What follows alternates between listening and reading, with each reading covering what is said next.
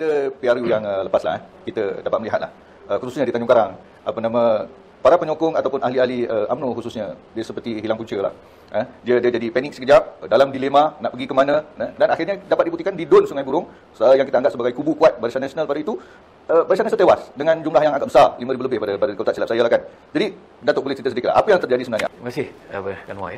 Saya melihat waktu PRU dan juga PRN lah, tempoh 6 bulan kan, antara satu dan lain. Saya melihat bahawa sebenarnya keadaan itu tak memihak kepada kita lah, itu sajalah. Waktu PRU pula berjalan, apabila ini satu penyakit juga adalah UMNO juga ni. Saya minta maaf lah, kita nak khabar malu juga nak khabar. Maknanya bila seorang tak dapat jadi calon, kadang-kadang mengambil tindakan-tindakan yang di luar kebiasaan lah. Walhal sebenarnya macam saya akui, waktu saya bertanding, saya mengambil tempat orang lain. Kita boleh faham kecewanya orang yang kita ambil tempat tu. Tapi waktu kita digantikan oleh orang lain pula, sepatutnya kita juga kena terima hakikat bahawa berfikir seperti kita juga. Bahawa ni orang lain pula mengambil alih tempat kita kan. Tapi tak semua orang boleh berpandangan sedemikian. Kan? Jadi makanya bila ada orang tak boleh terima keadaan begini, maka berlakulah unsur-unsur seperti sabotaj. Berlakulah unsur-unsur sebagaimana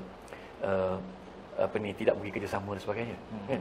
Jadi itu berlaku di Tanjung Karang lah, dalam UMNO suasananya. Dan waktu PRU, saya katakan kekalahan calon kita BN waktu itu pun bukanlah besar sangat. Sekitar 2,000 lebih sikit saja. 2,100 lebih macam itulah. Di bawah 2,100. Jadi 2,000 itu, dan kekalahan itu kebanyakannya di Sungai Buloh. Di Pematang waktu itu kita menang dari segi undi dicampur lah. Cuma di Sungai Buloh tu kita tak dapat undi yang cukup. Tewasnya di sana lebih kurang 3,000 lebih, kita offset balik, maka tewas dekat 2,000 lebih lah. Baik. Saya melihat dalam keadaan itulah.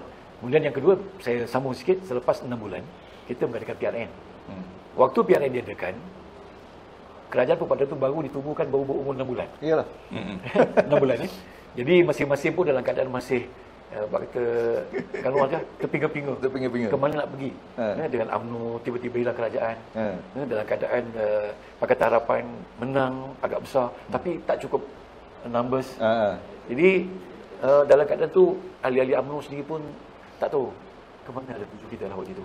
Sehinggalah Presiden membuat keputusan selepas atas persetujuan bersama dengan Majlis Tertinggi, Dewan Barisan Nasional menubuhkan kerajaan perpaduan dengan syarat-syarat lah sebenarnya kita maklum ada beberapa perkara yang dikemukakan daripada UMNO agar disetujui dan akhirnya ditubuhkan. Tetapi waktu PRN 6 bulan selepas PRU itu yang akhirnya kita hilang di Sungai Burung dengan majoriti yang besar. Kita hilang juga di Pematang, dan Mak Ayah tak dapat nak bantu. Dalam keadaan apabila dalam UMNO sendiri memainkan isu AMDAP lah. UMNO DAP itu menjadi satu keadaan yang menyebabkan ahli-ahli UMNO sendiri pun dalam keadaan yang terpinga-pinga lah. Ke mana nak ada tujuan? Ada yang sebagainya tak keluar mengundi, ada yang sebagainya keluar berdasarkan isu semasa pada waktu yang dimainkan sentimen AMDAP itu memberi kesan sebenarnya kepada parti kita lah. Dari segi keputusan yang mereka buat.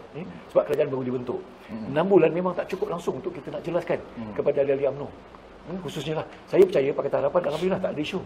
Tapi dalam UMNO, saya sendiri bertugas rumus. Cuba nak bantu calon kita pada waktu itu, calon yang berkuasa kita untuk nak terangkan. Tapi 6 bulan tu bukan tidak memadai. Jadi saya akui banyak PDM yang dulunya kita boleh menang cemerlang. Termasuk PDM yang saya sendiri ketuai pun pertama kali lah kot daripada selepas merdeka. Kita pun kalah juga. Tak dapat nak bantu calon Pakatan Harapan kita, calon kerajaan perpaduan kita. Di Sungai Buloh kita tumbang dengan majoriti 6,000 lebih. Jadi itu menyebabkan masa tak memihak kepada kita. Dan sekarang ini apabila kita dah melalui tempoh hampir 2 tahun lebih, saya yakin persediaan kita lebih baik, hubungan lebih baik, kerjasama lebih baik. Kita tengok beberapa contoh Mahkota, PRN, PRK Mahkota, jauh besar. Itu pun saya tengok ada pengundi Cina tak turun betul lagi. Di Nenggiri, 100% hampir 90 lebih peratus, hampir 100% pengundi Melayu. Kenapa Nenggiri boleh beri kemenangan? Sebab itu negeri very strong, yang pas. Mana kita dah dapat menyampaikan kepada rakyat kerjasama dia apa betulnya.